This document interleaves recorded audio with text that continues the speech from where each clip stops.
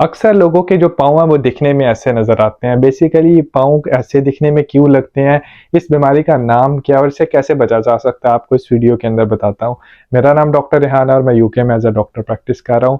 जब पाँव की आपकी बड़ी उँगली दिखने में ऐसे नज़र आए और उँगली टेढ़ी हो और उसके जो साइड के ऊपर एक हार्ड किस्म का लंप हो, जिसे अक्सर अगर आप फ़ील करने की कोशिश करें तो वो बहुत ज़्यादा सख्त बोन की तरह का होता है। तो इसको मेडिकल टर्म्स में बनियन बोला जाता है और बेसिकली इसके अंदर होता क्या है, जैसे कि आपको नज़र आ रहा है, जो पाँव की बड़ी उँगली है वो बाकी उँगलियों की तरफ जो है वो मुड़ गई होती है और आपको जो साइड पे हड्डी है वो फ़ील होती है और बाज़ औक़ात इसके ऊपर कोई दर्द नहीं होती, लेकिन बाज़ औक़ात ये सुरख हो जाती है और इसके ऊपर दर्द भी महसूस होती है।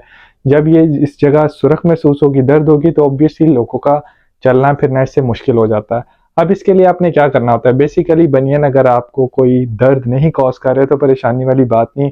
आप कोशिश करें जो आप जूते इस्तेमाल करते हैं ना, वो बहुत ज़्यादा टाइट जूते ना हो। ख़ासकर आपने हाई हील्स नहीं पहनी, ऐसे जूते जिससे आपकी उँगलियाँ आगे की तरफ टाइट हों और मुड़ें, उनको आपने अवॉइड करना है। कोशिश करें जो आपके जूते हैं वो कंफर्टेबल हों। अगर किसी को बनियन हो तो कोशिश करें जो आप इनसोल यूज़ करें वो अच्छी क्वालिटी के हों। आप टो स्पेसर्स यूज़ कर सकते हैं, बाज़ औक़ात इसके लिए स्प्लिंट्स भी दिए जाते हैं। बाज़ औक़ात दर्द के लिए आप पैरासिटामोल भी ले सकते हैं, अगर आपको कोई टैबलेट लेने से मसला नहीं है।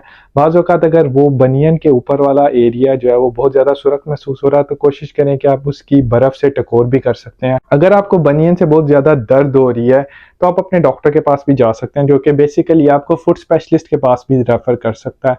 बाज़ औक़ात बनियन के लिए सर्जरी करना उस टाइम ज़रूरत पड़ती है जब एक तो ये जो लंप है वो दर्द कॉज़ कर रहा हो और आपकी जो मूवमेंट है डेली की वो अफ़ेक्ट हो रही हो, तो फिर आपको सर्जरी के लिए भी रेफ़र किया जा सकता है। लेकिन सर्जरी आप सिर्फ़ कॉस्मेटिक रीज़न्स के लिए अगर करवाना चाहते हैं तो आपको सर्जरी की कॉम्प्लिकेशंस का भी पता होना चाहिए।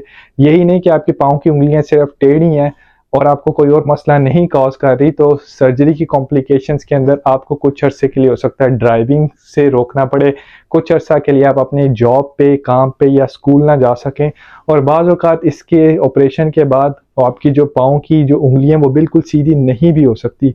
बाज़ औक़ात आपकी पाँव की जो उँगलियाँ वो वीक भी हो सकती हैं। इसके अलावा और कॉम्प्लिकेशंस हो सकती हैं। इसलिए कोशिश करें सबसे पहले जो कि आपको बेसिक मेजर्स बताए जाते हैं, उनको आप ईज़िली अपनी ज़िंदगी के अंदर लेके आ सकते हैं।